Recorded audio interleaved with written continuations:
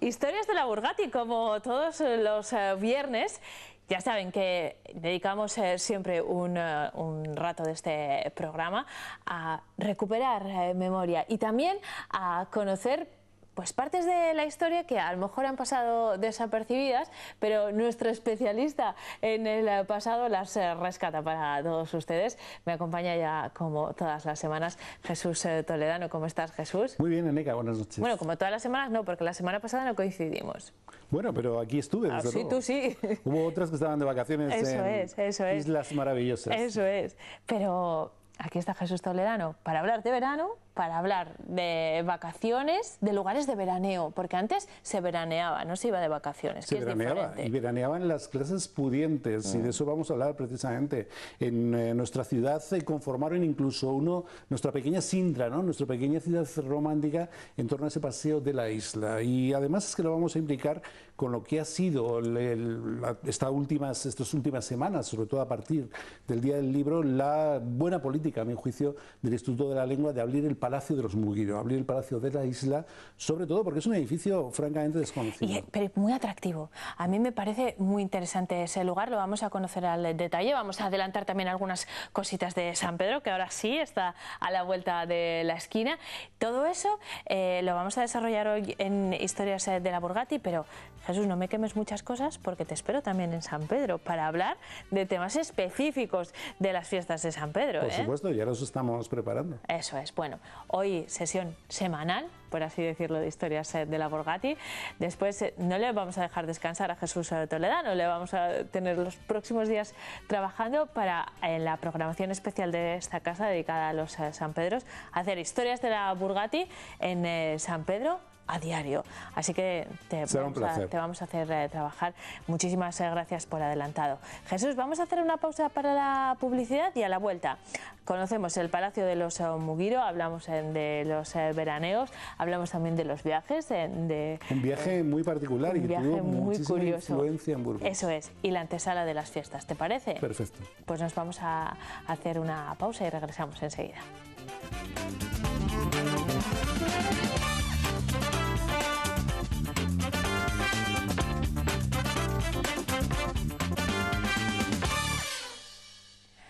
Ahora sí, abrimos Historias de la Burgati. Después del aperitivo, antes de la pausa, vamos a desarrollar los temas que ya hemos presentado. Estamos arrancando el verano 2018, Jesús, todos pensando en vacaciones, los que ya los hemos disfrutado pensando en los siguientes, planificando, en fin. Pero no tiene nada que ver nuestras vacaciones con las que se hacían antaño y que eran auténticos veraneos, como decíamos hace un momento. Nada de 15 días. No, y además, fíjate, yo hablaba esta semana con Madrid, ¿no? Y me decían, aquí hace un calor insoportable. Este año, desde luego, que ha tardado climatológicamente en toda la península. Pero esa tendencia de los veranos madrileños a marcharse ahora mismo realmente a la costa o a la costa cantábrica, durante un tiempo también tuvo su foco en Burgos. Y esa es una de las reseñas que tenemos precisamente cuando paseamos por el Palacio de la Isla. Podemos ver el Palacio de los Liniers y, sobre todo, el Palacio de la Isla, que es arquitectónicamente de una traza romántica con elementos neogóticos realmente sobresaliente. Hoy, como decíamos, Instituto de la Lengua. Hoy es la sede del Instituto de la Lengua, fue comisaría provisional, fue sede del gobierno. Cuando Burgos, en justicia, era capital de Castilla y León, como tenía que ser, allí estaba la sede, durante el tiempo que lo fue, la sede del gobierno de Castilla y León. ¿Pero quién construyó este palacio? ¿Quiénes eran los Muguiro, Jesús? Bueno, Juan Muguiro y doña Francisca Muguiro eran primos carnales, eran primos hermanos. Él era un abogado madrileño y banquero, estaban emparentados con los Liniers, que ya habían construido su palacio también romántico, en lo que era el Paseo de Lavaderos. El Paseo de Lavaderos porque, como bien sabemos, toda esa zona de la isla eran los lavaderos de lana, precisamente de gente como Antonio Tomé. Todavía de Antonio Tomé nos quedan lo que fue la discoteca La Finca, en la casita del pescador, uno de sus escudos. Por lo tanto, en esa calle de lavaderos se instalan esos palacios románticos de madrileños que quieren pasar el verano fresquito, el verano burgalés.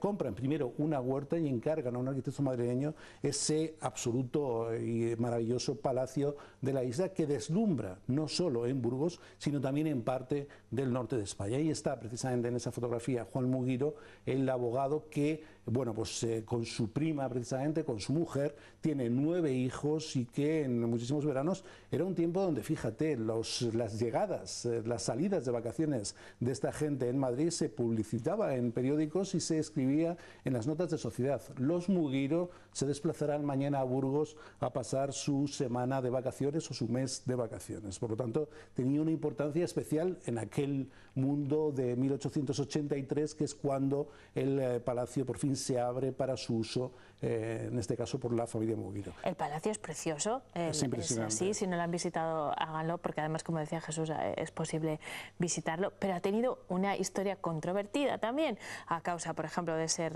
del gobierno durante la Guerra Civil.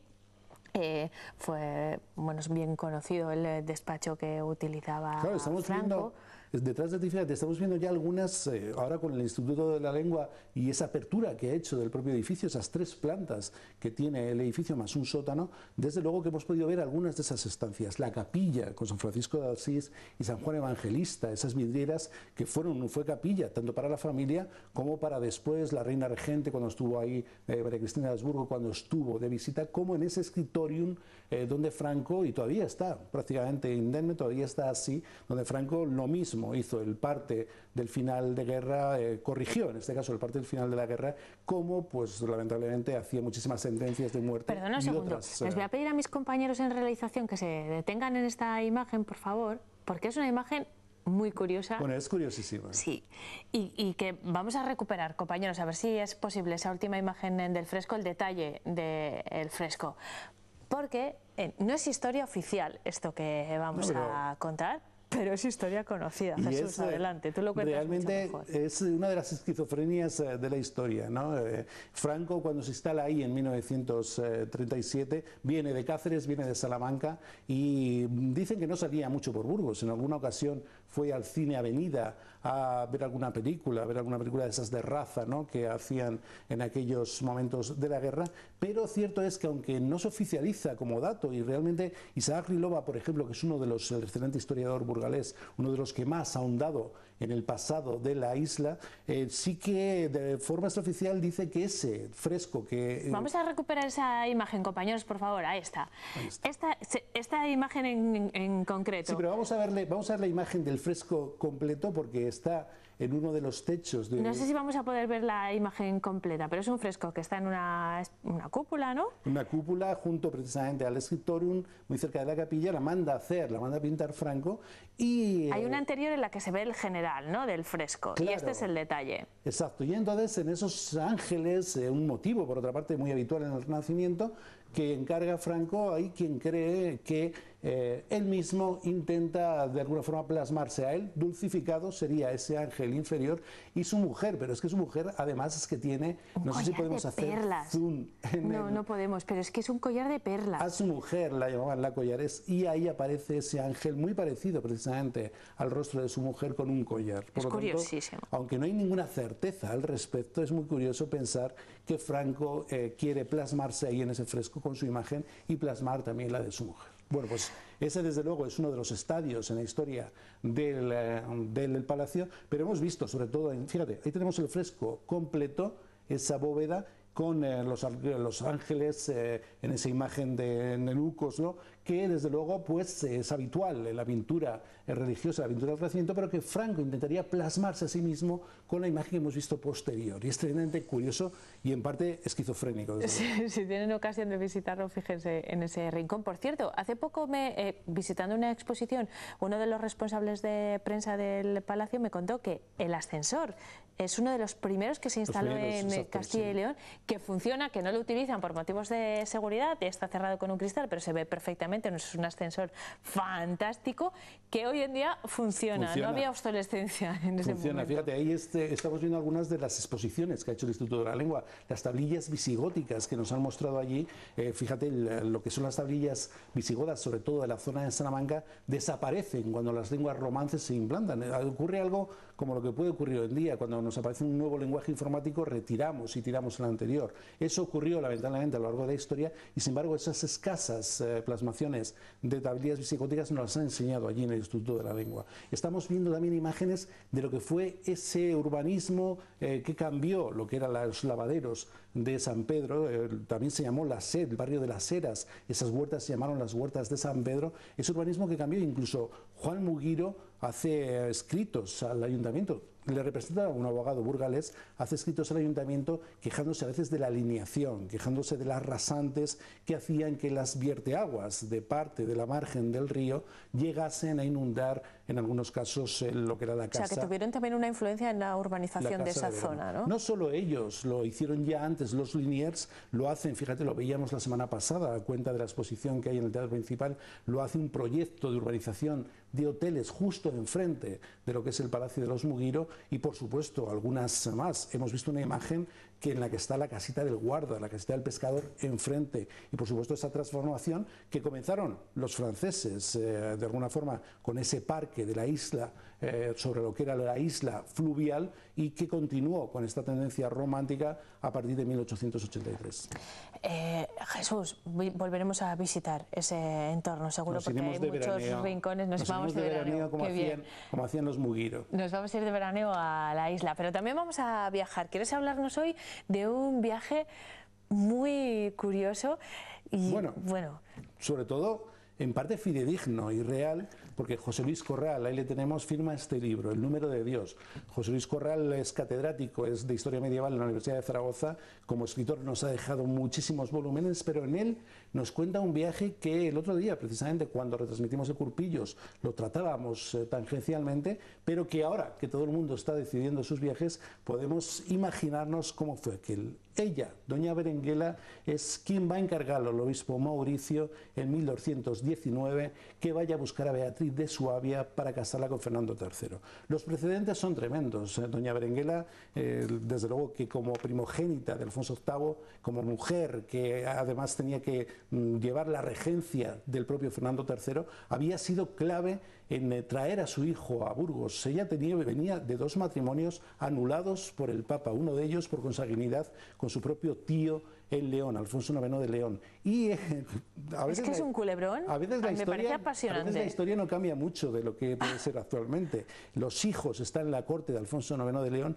y ella, mediante ardides, hace que vengan aquí, esa tutela que podemos a veces tener en controversia entre parejas divorciadas, hace que vengan aquí precisamente para que Fernando III, a la muerte de su hermano Enrique I, el de la Teja, sea ya erigido como rey. Una vez que ella tiene desde luego que una controversia importante con los nobles burgaleses, sobre todo con Álvaro Muñoz de Lara en torno a la regencia en ese periodo de inmadurez todavía de Fernando III, pero una vez que su hijo ya ostenta la mayoría de edad, lo que hace es convocar a los nobles y decirles: mi hijo tiene que perpetuar el linaje, hay que casarle, y he elegido mediante informes. No había nada de, desde luego, de improvisación. Mediante informes sabía que Beatriz de Suabia era la mujer apropiada, además podía hacer una alianza con Federico II de Alemania, y le manda a este hombre, al obispo Mauricio, un hombre absolutamente documentado, versado, había estudiado leyes y teología en París y, por supuesto, él, que es un hombre de mundo, un hombre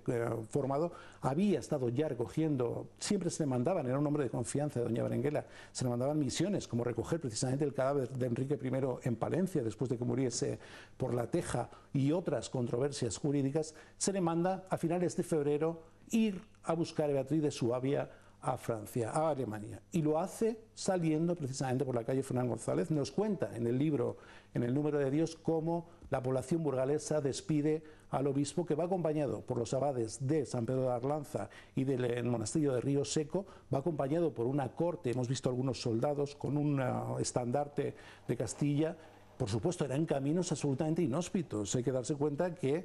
Hay que ir de aquí a Alemania entonces, ¿eh? Claro, se va en febrero, vuelve en noviembre, 9 meses para traer a una princesa, pero es muy importante que cuando sale por el camino francés, sale por Roncesvalles, fíjate, elige la llanura de Aquitania porque todavía las guerras de los cátaros, esa herejía cátara, tienen Occitania, que hubiera sido desde luego una perpendicular, una tangencial más directa hacia Suabia. Y eso tiene una influencia determinante en la catedral. Claro, porque el obispo Mauricio, que ya había estudiado en París, veía esos albores de la iglesia de Nuestra Señora de París, aquel gótico que estaba comenzando. Ya a él no le gustaba nada nuestra iglesia de Santa María en Burgos, le parecía una iglesia románica de bóveda de cañón, pesada, pequeña. Quería en ese viaje surgió la idea. Quería esa luz del gótico. Cuando va por París hacia Suabia, se encuentra con estas catedrales, la catedral de Santres, la catedral de Bourges, que como bien nos dice José Luis Corral, incluso el nombre, fíjate esta imagen. Es impresionante. Así era nuestra catedral realmente, la imagen de la derecha, porque lo que son los chapiteles, lo que son las agujas, vienen posteriormente. ¿Y cómo cambia, eh? Y cómo cambia. Y cuando vemos esa imagen del frontispicio de nuestra catedral sin las agujas, nos recuerdan a esas catedrales, sobre todo a la de Bourges, sobre todo a la de Reims, a Notre Dame. A Notre Dame, eso es. Por supuesto. Luego, ese viaje de 9 meses en busca de esa princesa, la pulcra, esa pienta que decían de ella, de Beatriz de Suabia, antes de venir aquí, y el posterior viaje de regreso es particularmente importante en la construcción de nuestra catedral. Bueno, vamos a hablar mucho de la catedral porque la tenemos en el foco permanentemente, como no puede ser de otra manera, alrededor de su 800 aniversario que estamos a punto de cumplir. Pero antes de despedirnos, antesala de las fiestas de San Pedro, súper breve, Jesús. Bueno, pues ya hemos visto algunas imágenes por ahí de los gigantillos, ¿Sí? Si hemos estado hablando de viajes, les vamos a tener aquí, en este San Pedro, pero ahí tenemos uno en 1939, fíjate cómo va a Hamburgo y casi nada, lamentablemente, digo lamentablemente porque todos conocemos la historia, estuvieron desfilando ante aquel régimen nazi que en sus albores, desde luego, todavía sin un desarrollo absoluto de la Segunda Guerra Mundial, pues estaba haciendo esas concentraciones de masas, y en este caso fue una de las salidas. Ahí estamos viendo otra en Madrid, han estado en Mataró, han estado en Tarragona, en Barcelona, y ahora, desde luego, pues les tendremos con nosotros en la fiesta de San Pedro. Decíamos del viaje del obispo don Mauricio, había que ir en esa época hasta Alemania, pero había que llevar también los gigantillos hasta... No, y sobre todo el viaje del obispo don Mauricio, hoy por falta de tiempo no hemos ahondado en muchísimos detalles, pero lo haremos porque es francamente importante. Interesantísimo. Me ha gustado mucho esa historia. Bueno, como todas las que nos trae Jesús Toledano en Historias de la Burgati. Jesús, vamos a hacer un paréntesis en estas historias, como he dicho, porque vamos a centrar nuestra atención en las fiestas de San Pedro la próxima semana. El próximo viernes estaremos con todos ustedes en directo, por supuesto, pero con temática de San Pedro. Y entonces estará también Jesús Toledano para recuperar historias de la Burgati en San Pedro. Pues estaremos todos los días con secciones interesantísimas y además será un placer hacerlo. Muchísimas gracias, Jesús. Nos vemos entonces. Nosotros nos vamos a recuperar un pedazo de nuestra tierra, como hacemos todos los viernes de la mano de Gerardo de Mateo. Concretamente vamos a conocer una cabaña pasiega.